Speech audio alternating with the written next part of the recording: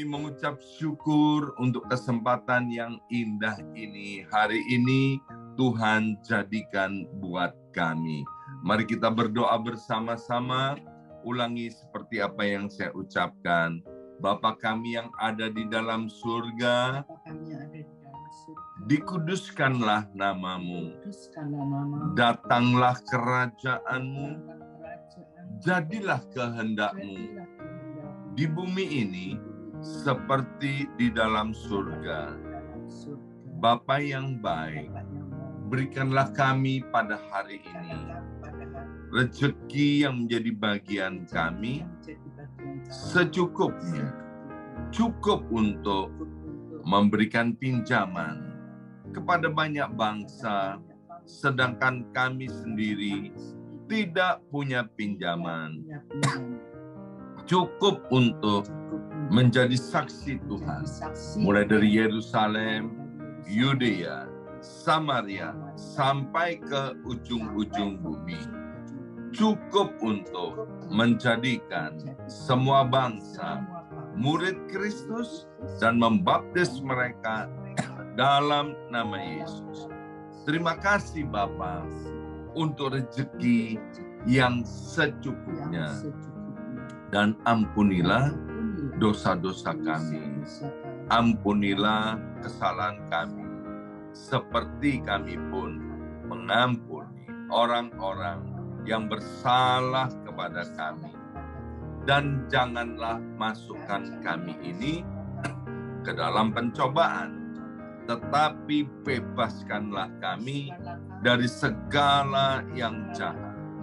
Sebab Engkaulah yang mempunyai kerajaan, kuasa, dan kemuliaan sampai selama-lamanya.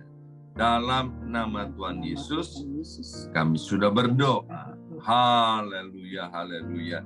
Mari Bapak Ibu sekalian, sekarang kita bersama-sama secara serempak dan serentak, kita akan menggemakan Mazmur 91 dengan suara yang keras, dengan suara yang lantang dari tempat kita masing-masing.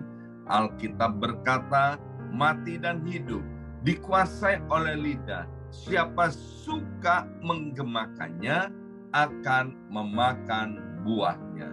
2, 3. Mazmur 91. Orang yang duduk dalam lindungan yang maha tinggi dan bermalam dalam naungan yang maha kuasa akan berkata kepada Tuhan, tempat perlindunganku dan kubu pertahananku, Allahku yang kupercayai. Sungguh Tuhanlah yang akan melepaskan aku dari jerat penangkap burung dan dari penyakit sampar yang busuk. Dengan kepaknya Tuhan akan menudungi aku. Di bawah sayapnya aku akan berlindung. Kesetiaan Tuhan ialah perisai dan pagar tembok. Amin, amin, amin. Terjadi di dalam nama Tuhan Yesus.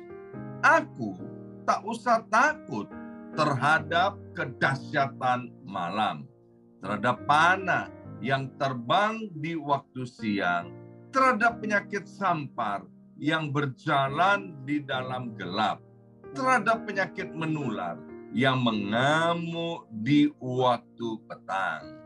Walau 1.000 orang rebah di sisiku dan 10.000 di sebelah kananku, tetapi itu tidak akan menimpa aku. Aku hanya menontonnya dengan mataku sendiri dan melihat pembalasan terhadap orang-orang fasik. Sebab Tuhan ialah tempat perlindunganku yang maha tinggi telah kubuat tempat perteduhanku. Amin, amin, amin. Terjadi di dalam nama Tuhan Yesus. Malapetaka tidak akan menimpa aku dan tulah tidak akan mendekat kepada kemahku. Sebab malaikat-malaikat Tuhan akan diperintahkan oleh Tuhan kepadaku untuk menjaga aku di segala jalanku. Para malaikat Tuhan akan menatang aku di atas tangannya, supaya kakiku jangan terantuk kepada batu. Singa dan ular tedung akan aku langkai. Aku akan menginjak anak singa dan ular naga. Amin, amin, amin. Terjadi di dalam nama Tuhan Yesus. Sungguh hatiku melekat kepada Tuhan, maka Tuhan akan meluputkan aku. Tuhan akan membentengi aku, sebab aku mengenal nama Tuhan. Bila aku berseru kepada Tuhan, Tuhan akan menjawab. Tuhan akan menyertai aku dalam kesesakan. Tuhan akan meluputkan aku dan memuliakan aku. Dengan panjang umur akan Tuhan kenyangkan aku, dan akan Tuhan perlihatkan kepadaku keselamatan daripadanya. Amin, amin, amin. Terjadi di dalam nama Tuhan Yesus. Terima kasih Bapa. Sebentar kami akan mendengarkan sebagian daripada kebenaran firman Tuhan. Berbicaralah kepada setiap kami, berkati hamba firman-Mu, Nike Anderson Tuhan. Berkati setiap kami dalam nama Yesus. Yang siap mendengarkan firman Tuhan, angkat jempolnya ke depan dan katakan amin 3 kali. Amin, amin, amin. Salam revival, salam kebangkitan. Semangat pagi. Semangat pagi semua. Iya, semangat pagi semuanya. Apa kabarnya Bapak Ibu sekalian? Haleluya. Senang sekali hari ini Jumat 9 Juni 2023 kita boleh bersama-sama di dalam doa fajar. Dan kembali hari ini kita akan dilayani oleh hambanya, yaitu Dr. Nike Anderson. Ya, waktu dan tempat saya berikan kepada hambanya. Silakan Nike. Shalom semua, saudara yang terkasih di dalam nama Tuhan Yesus. Saya mengucap syukur ya, saya percaya semua Bapak, Ibu, Saudara-saudari sehat kuat di dalam Tuhan Yesus. Amin. Firman Tuhan pada hari ini berjudul dan bertema tinggal di dalam firman-Nya. Tinggal di dalam firman-Nya. Firman-Nya itu ya dan amin. Langit dan bumi boleh lenyap. Tetapi firman Tuhan itu tinggal tetap. Tidak berubah dulu, sekarang, dan selama-lamanya. Amin ya. Firman Tuhan itu banyak manfaatnya. Seperti kita sering melihat cermin. Saya percaya kita semua itu pasti melihat cermin kan. Setiap hari kita melihat cermin. Cermin itu menggambarkan gambaran kehidupan kita. Menggambarkan apa yang ada di dalam diri kita. Tidak bisa dibohongi dengan cermin. Oleh sebab itu kalau kita melihat cermin, kita melihat kekurangan kita. Kita melihat kelebihan kita. Baik itu dari wajah kita, dari atas sampai bawah. Kita melihat semua kekurangan dan kelebihan kita. Tapi saat kita melihat kekurangan kita, contohnya ini, ada jerawat di sini. Mungkin orang yang nggak care, nggak apa-apa, biar jerawat 1, jerawat 2, jerawat 3, penuh jerawat, dia nggak care. I don't care. Tetapi ada beberapa orang punya jerawat, diperbaiki. Ambil obat, cari obat, pakai ini nggak sembuh, kasih obat ini, rajin cuci muka. Kalau perlu, beli sabun cuci muka yang untuk akne. Ya seperti itu karena mau memperbaiki. Juga sering kita melihat, oh badan kita gemuk, satu lihat kurus. Nah kalau gemuk, ada orang yang cuek, nggak apa-apa, nggak masalah. Aku suka makan kok, makan aja terus yang banyak, nggak gemuk, nggak apa-apa. Begitu juga yang kurus, nggak peduli. Tapi ada beberapa orang nggak begitu. Yang kurus, aku mau menaikkan berat badanku, aku mau kelihatan lebih segar. Yang gemuk, oh aku mau olahraga, aku mau sehat. Ya seperti itulah kehidupan manusia. Jadi kita tidak bisa hidup tanpa firman Tuhan. Jadi hidup itu pilihan. Tuhan memberikan kita free will. Hidup itu pilihan. Kita mau taat, mau menjadi pelaku firman, kita mau tinggal di dalam firman, atau kita nggak mau tinggal di dalam firman. Hidup itu pilihan. Jadi ada beberapa orang yang memilih untuk memperbaiki, untuk mau cara hidupnya mau lebih baik lagi. Ya dia mau belajar lebih hari, lebih tekun akan firman Tuhan. Seperti di dalam Mazmur 1, merenungkan firman Tuhan itu siang dan malam. Sampai dibilang kesukaannya merenungkan firman Tuhan. Jadi tergantung kesukaan kita. Apakah kesukaan kita cuman ya memang kita sebagai secara darah dan daging kita memang seperti manusia biasa, kita masih suka lihat movie, kita masih lihat drakor, itu normal, itu semua oke. Tetapi kita harus mengutamakan Tuhan di dalam hidup kita itu nomor satu. Jadi memang kita boleh, kita mau lihat movie, mau apa, tetapi kita jangan pernah melupakan misalnya seperti merenungkan firman Tuhan siang dan malam. Karena firman Tuhan ini sebagai pegangan, pedoman dalam setiap kehidupan kita. Jadi kita ini harus mau lebih extra mile untuk Tuhan.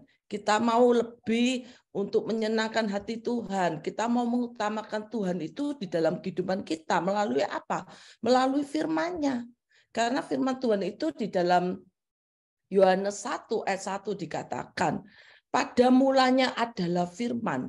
Firman itu bersama-sama dengan Allah. Dan firman itu adalah Allah.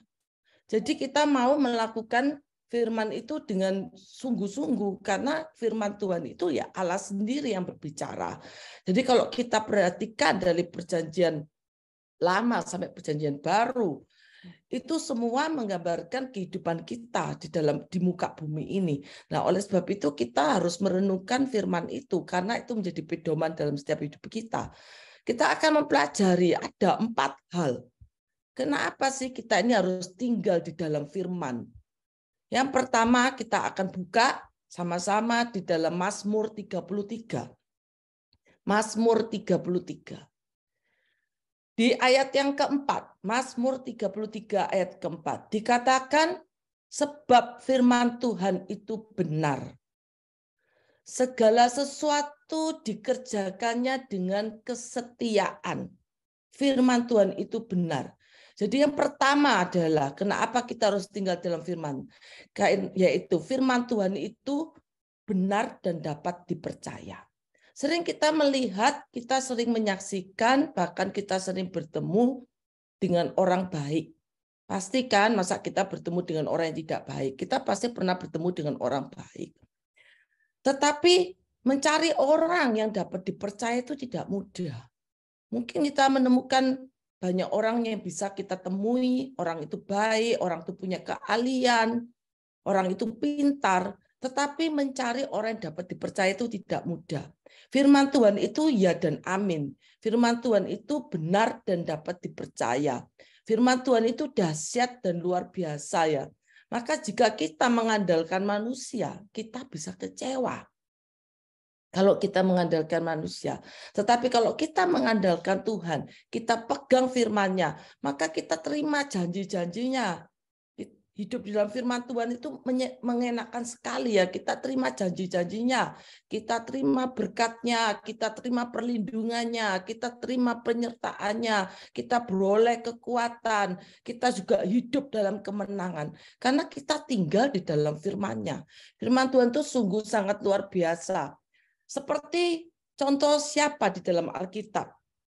gimana dia bisa melakukan firman Tuhan itu benar dan dapat dipercaya. Contohnya Yusuf.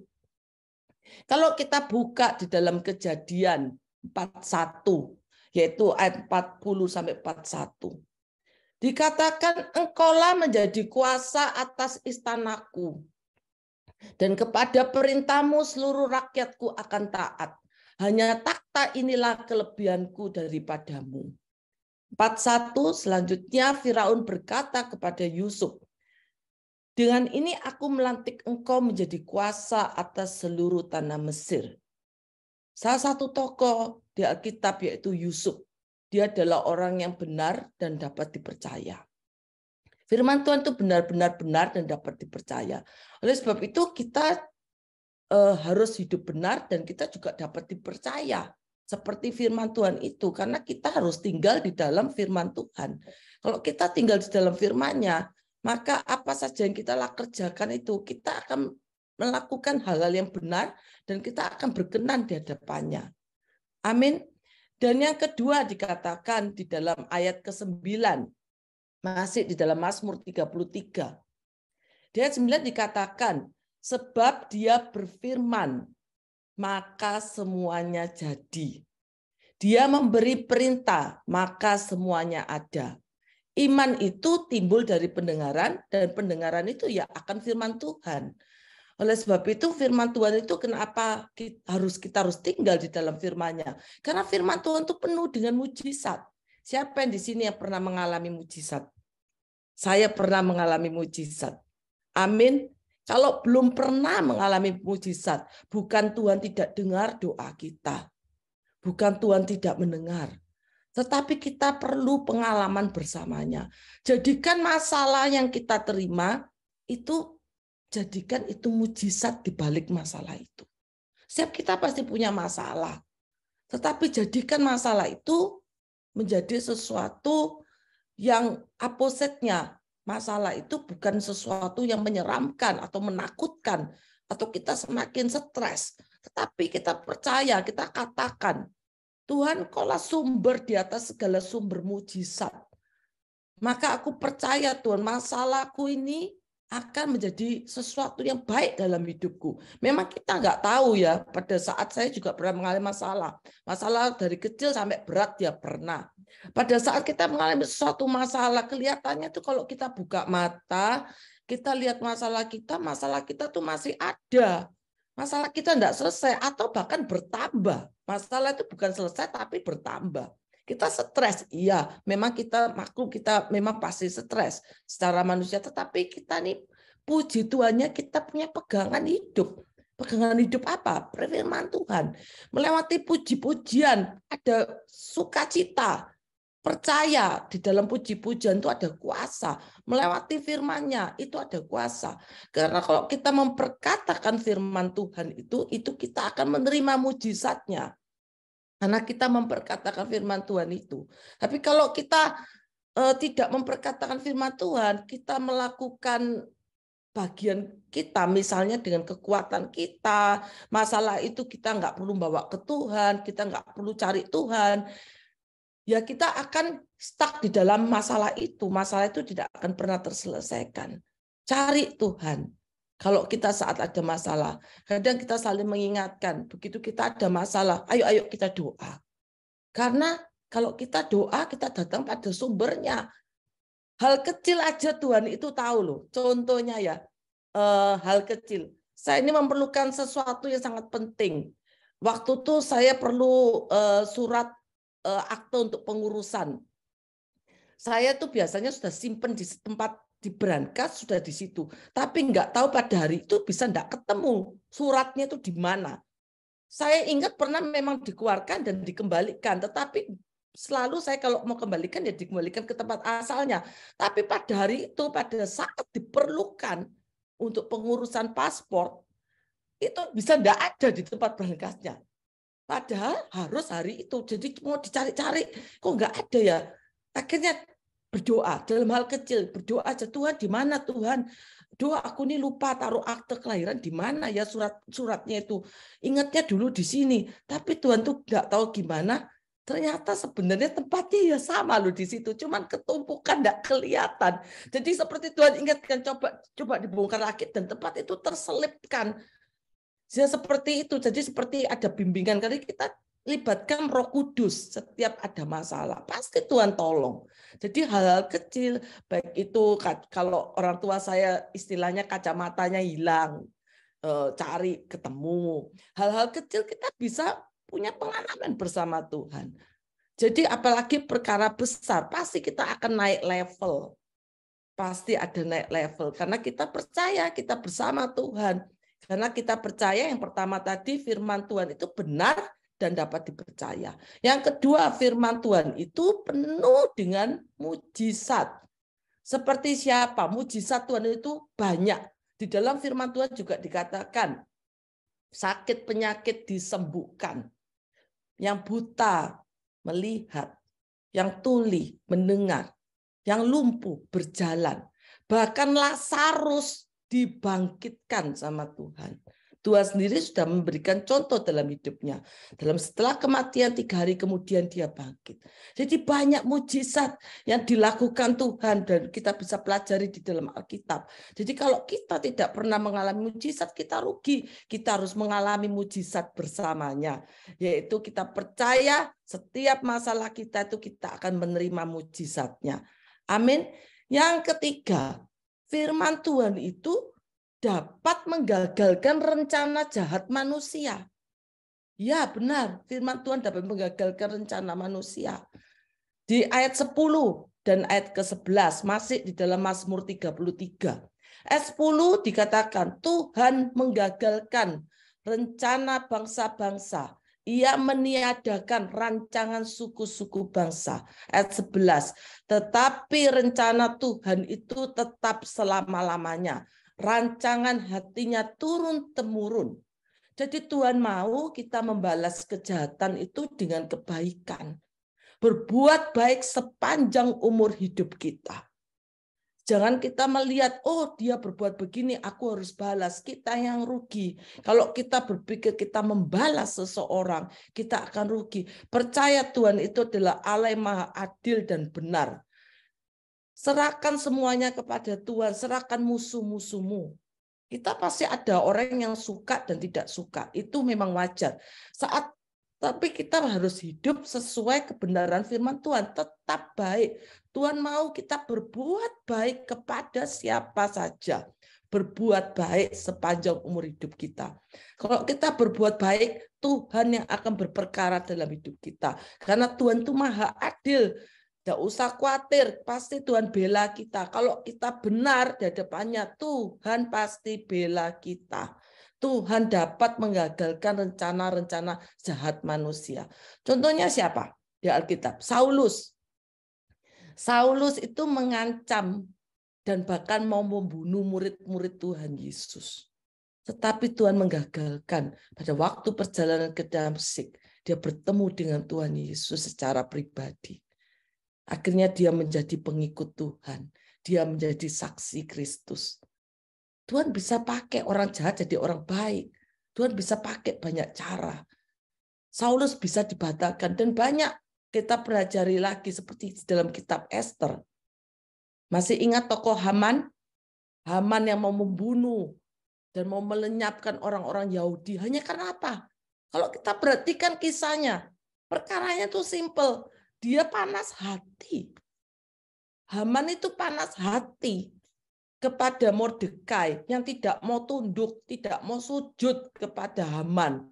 Dan tahu bahwa Mordekai itu dari orang Yahudi. Makanya dia berikhtiar dan dia mau berpikir untuk membinasakan orang-orang Yahudi.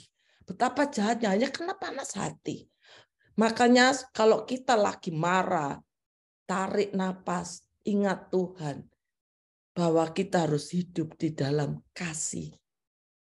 Ingat Tuhan, kita harus hidup dalam kasih. Kalau karena Tuhan, firman Tuhan juga berkata, kemarahan itu meledak di dada orang bodoh. Jadi kalau kita marah, kita tuh bodoh. Jadi sering kalau kita mau marah, ingat kita harus hidup di dalam kasih. Jangan marah. Kalau kita marah, itu menghilangkan berkat. Kita nggak mau kan hilang berkat? Oleh sebab itu jangan marah. Sabar. Katakan sekali lagi, sabar. Jangan marah. Kalau kita marah, kita akan rugi. Kita harus sabar, panjang sabar. Amin ya.